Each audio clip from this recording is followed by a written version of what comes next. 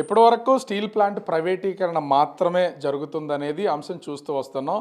ఇప్పుడు స్టీల్ ప్లాంట్ని అభివృద్ధి చేస్తున్నాం, స్టీల్ ప్లాంట్కి కావాల్సిన నిధులు ఇస్తున్నామని చెప్తున్న కేంద్ర రాష్ట్ర ప్రభుత్వాలు ఇప్పుడు చివరి అంకానికి అయితే వచ్చాయి. స్టీల్ ప్లాంట్ భూముల మీద కనపడినటువంటి పరిస్థితి అయితే ఉంది. దాదాపుగా 1100 ఎకరాలను ఎన్ఎండిసికి ఇప్పటికే లీజుకి వెళ్ళిపోయినటువంటి పరిస్థితి అయితే ఉంది. 2500 ఎకరాల వరకు కూడా భూముల్ని ప్రైవేటు పరం చేయడానికి అటు కేంద్ర ప్రభుత్వం, రాష్ట్ర ప్రభుత్వం సమాలోచన చేస్తుంది. ముఖ్యంగా విశాఖ రీజియన్ డెవలప్మెంట్ పేరుతో ఈ భూముల్ని కొట్టేయడానికైతే ప్రయత్నాలు అయితే జరుగుతున్నాయి. దీన్ని ఖచ్చితంగా అడ్డుకుంటా ఉంటున్నారు సిపిఎం నాయకులు. ప్రస్తుతం సిపిఎం కేంద్ర కమిటీ సభ్యులు లోకనాథ్ గారు ఏం సార్ అసలు ఈ విశాఖకు సంబంధించినటువంటి స్టీల్ ప్లాంట్ భూములన్నింటినీ ప్రైవేటు పరం అవుతున్నాయి, అటు ప్రైవేటు వ్యక్తులకి కార్పొరేట్ శక్తులకి ఇస్తున్నారు అనేది ఒక ఆరోపణ ఉంది, ప్రచారం కూడా జరుగుతుంది. అసలు దీని వెనుకున్న మతలబ్ ఏంటి?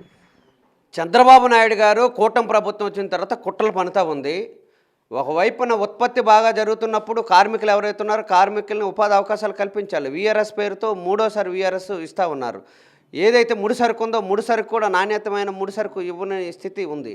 అట్లాగే భూములు ఏవైతే ఉన్నాయో భూములు కూడా కుట్రపూరితంగా ఇచ్చేసే ప్రయత్నం చేస్తున్నారు. విశాఖ ఎకనమిక్ రీజన్ పేరుతో ఇటీవల కాలంలో నీతి ఆయోగ్ సహకారంతో ఒక రిపోర్టు ప్రచురించారు. దాని మీద పెద్ద ఎత్తున ఈ ఉత్తరాంధ్ర అట్లాగే 9 జిల్లాలు శ్రీకాకుళం, విశాఖపట్నం, అట్లాగే విజయనగరం, అల్లూరు సీతారామరాజు జిల్లా, కాకినాడ, కోనసీమ ఈ ప్రాంతాలు ఏవైతే తూర్పుగోదావరి జిల్లా సంబంధించిన దాంట్లో ఇది అభివృద్ధి చేస్తామని.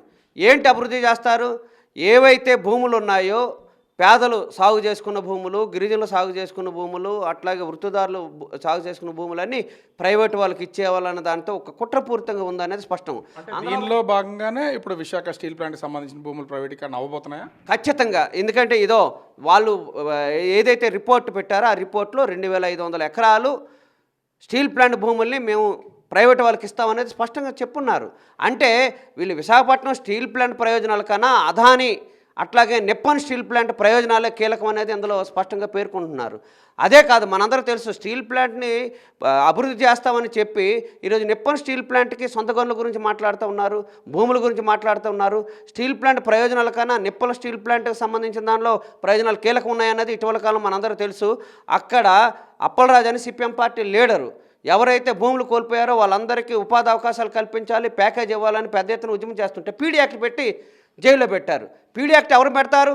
ఎవరైతే ఈరోజు గంజాయి స్మగ్లర్స్ ఉన్నారో, మాదక ద్రవ్యాల స్మగ్లర్స్ ఉన్నారో, అమ్మాయిల్ని సప్లై చేస్తూ ఉన్నారో, దాంతోపాటు భూముల మీద ల్యాండ్ డిస్ప్యూట్స్లో ఎవరైతే జోక్యం చేసుకుంటూ వాళ్ళ మీద పెట్టాలి.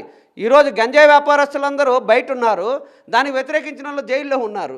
అట్లాగే భూములకి నిర్వాసితులకు భూములు ఇవ్వాలి అంటే ప్యాకేజీలు ఇవ్వాలని అడుగుతూ ఉంటే ఆ ప్యాకేజీలు ఇవ్వకుండా జైల్లో పెట్టే కార్యక్రమం చేస్తున్నారు. హోమ్ మినిస్టర్ గారు ఉన్న ప్రాంతంలో కూడా ఇట్లా జరగడం అనేది ఆమె చెప్పింది, మనందరూ తెలుసు. శాంతి పద్ధతులు గత ప్రభుత్వం ఉన్నప్పుడు లేదు, మేము వచ్చిన తర్వాత శాంతి పద్ధతులు. మరి హోమ్ మినిస్టర్ గారు ఉన్న ప్రాంతంలో పీడీ యాక్ట్ పెట్టడం అనేది ఎంతో దుర్మార్గం. 20 సంవత్సరాల పాటు ప్రశాంతంగా ప్రజల కోసం పోరాటం చేస్తుంది. దీనిలో భాగంగానే విశాఖపట్నం స్టీల్ ప్లాంట్ మీద కూడా కుట్రలు పన్నుతూ ఉన్నారు. అంటే ఇక్కడ మేజర్గా చూస్తే అసలు అంటే ప్రభుత్వం తీసుకుంటుందా, ప్రభుత్వం తీసుకున్న తర్వాత ప్రైవేట్కి అప్పగించే ప్రయత్నం చేస్తుందా, నేరుగానే ప్రైవేటు వ్యక్తులకి ఈ స్టీల్ ప్లాంట్ భూముల్ని కట్టబెట్టాలన్న ప్రయత్నమా? అసలు ఏ భూములు స్టీల్ ప్లాంట్ ప్రమిసెస్లో ఉన్నావా మిగిలిన భూములా? ఇప్పుడు విశాఖపట్నం స్టీల్ ప్లాంట్ విస్తరణ కోసం భూములు ఉన్నాయి.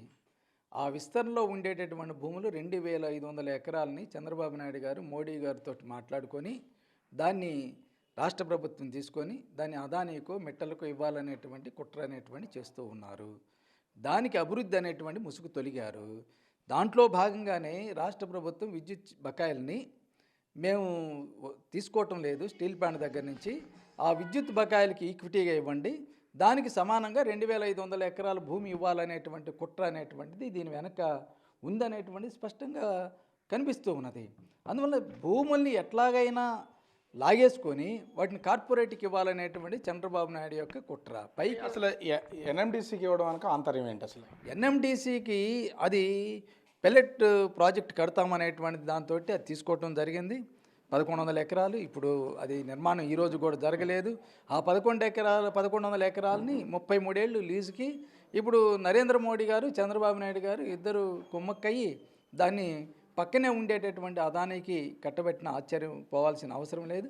వాళ్ళ ఉద్దేశం ఏంటంటే స్టీల్ ప్లాంట్లో ఉండేటటువంటి భూములు 8000 ఎకరాలని స్టీల్ ప్లాంట్ కింద ఉండకుండా వాటిని ప్రైవేట్ కార్పొరేట్కి ఇవ్వాలి, స్టీల్ ప్లాంట్ని నష్టాల్లో ముంచేసి దాన్ని అమ్మేయాలనేటువంటి కుట్ర అనేటువంటి స్పష్టంగా కనిపిస్తుంది. 1100 ఎకరాలు 2500 ఎకరాలు రెండు వేరువేరా, లేకపోతే 11 ఎకరాలని కలిపి 2500 ఎకరాలుగా ప్రైవేటీకరణ చేసే నడుస్తుందా? 2500 ఎకరాలు వేరు, 1100 ఎకరాలు వేరు, రెండు కలిపి 3600 ఎకరాల భూమిని హోల్సేల్గా గోల్మాల్ చేయబోతూ మరి ప్రభుత్వం ఎందుకు అసలు మేము స్టీల్ ప్లాంట్ని అభివృద్ధి చేస్తాం, కాపాడుతాం, ప్రైవేటీకరణ కాదు, నిధులు ఇస్తున్నాం అని చెప్తున్నటువంటి వాళ్ళు ఈ విధంగా భూముల్ని దొంగచాటుగా అమ్మే ప్రయత్నం చేస్తున్నారా? చంద్రబాబు నాయుడు గారు ఉత్తమ మోసగారండి, స్పష్టంగా కనిపిస్తుంది. కార్మికులు మొన్నటిదాకా ఏం చెప్పాడు, స్టీల్ ప్లాంట్ కార్మికులు పని చేయకుండా ఇళ్లలో నిద్రపోతుంటే జీతాలు ఎలా ఇవ్వాలన్నారు.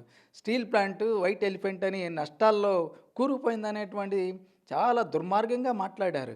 ఎన్నికల ముందేమో స్టీల్ ప్లాంట్ దేవత స్టీల్ ప్లాంట్ ఉన్నతమైన భారతదేశానికి అత్యంత ప్రముఖమైనటువంటి ఆంధ్ర రాష్ట్ర యొక్క గేట్వేకి అభివృద్ధికి అని చెప్పినటువంటి ఎన్నికల తర్వాత దాన్ని తప్పుడు ప్రచారంతో చేస్తున్నారు. ఇప్పుడు లాభాలు వస్తాయి అంటున్నారు, లాభాలు తీసుకొస్తున్నాం మేము అని అంటున్నారు. ఈ చంద్రబాబు నాయుడు గారు మోడీ అనుసరించే విధానం వల్ల నష్టాల్లోకి వెళ్ళిపోయింది. 100% ఉత్పత్తి జరుగుతుంది కదా ప్రస్తుతం, అయినా కూడా నష్టాలు ఏంటి? దీన్ని ప్రైవేట్ పరం, భూములు ప్రైవేట్ పరం చేయాలన్న ఆలోచనలో ఇంకా ఎందుకున్నట్లు? డిసెంబర్ నెలలో 100% ఉత్పత్తి వచ్చేసింది.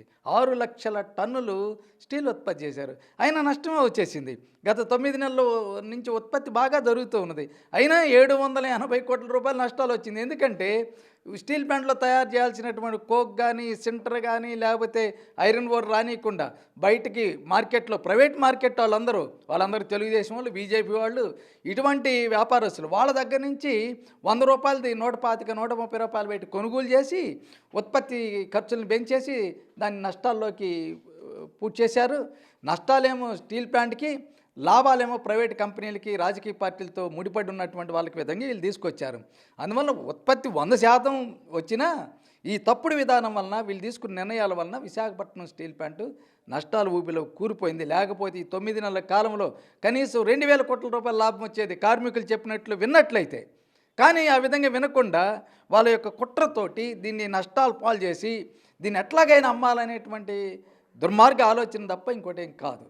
ఓవరాల్గా చూస్తే దాదాపుగా 3500-600 ఎకరాల స్టీల్ ప్లాంట్ భూముల్ని ప్రైవేట్ పరం చేయడానికి ఇప్పుడు అటు కేంద్ర రాష్ట్ర ప్రభుత్వాలు కుట్ర చేస్తున్నాయి. దీన్ని ఖచ్చితంగా అడ్డుకుని తీరాల్సినటువంటిది అయితే ఉంది. స్టీల్ ప్లాంట్ అభివృద్ధి చేస్తామని చెప్పి ఇప్పుడు భూముల అమ్మకాలు ప్రైవేటు వ్యక్తులకు కట్టబెట్టే ప్రయత్నం అయితే కేంద్ర రాష్ట్ర ప్రభుత్వాలు చేస్తున్నాయని సిపిఎం నాయకులు చెప్తున్నటువంటి పరిస్థితి కనిపిస్తుంది. కెమెరామెన్ అజయ్తో Raju, big TV, Visakhapatnam. For more videos like this, subscribe Big TV channel.